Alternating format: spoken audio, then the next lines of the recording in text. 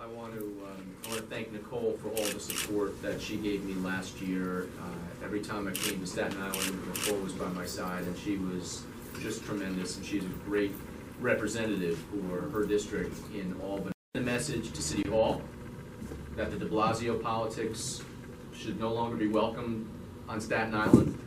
And make no bones about it, de Blasio's candidate, Mr. McMahon, wants to take the policies of City Hall and put them in an office that should not have politics, the district attorney's office. And we are lucky to have a candidate of Joan's resume for everyone to see and everyone to respect.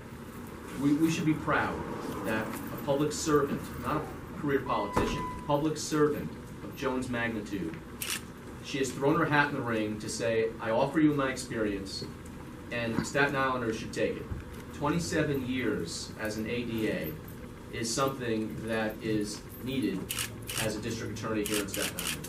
Dan Donovan did a great job, and Dan's moved on to reform and help our country get back on its feet in Washington. But the choice now is pretty simple. Do you want a career politician and a lobbyist and an arm of the de Blasio camp in City Hall to be running things here in Staten Island as a district attorney?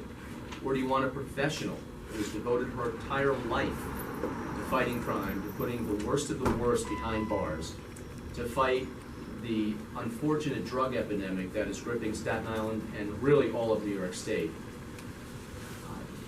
That's who we want as our district attorney here in Staten Island.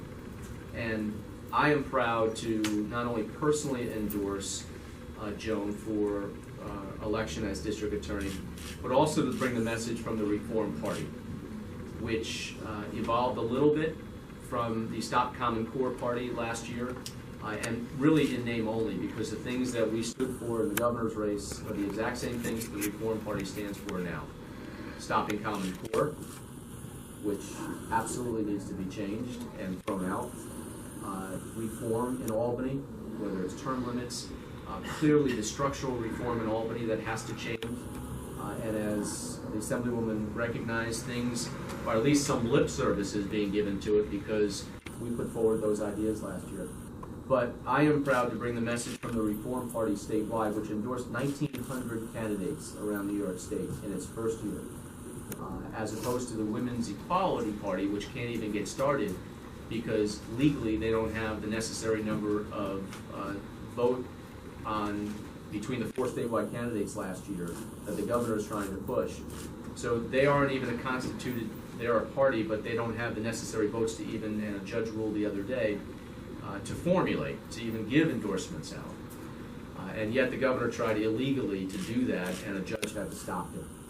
So the Reform Party, which stands for the change necessary, not just in this city, but in this state, is proud to give its endorsement to Joan, and Joan Illuzzi will be the next district attorney. A career politician who was voted off the island, by the way, is trying to claw back in. His career has been lobbying and as a politician. And the voters in Staten Island said, enough of that. We wanted a change.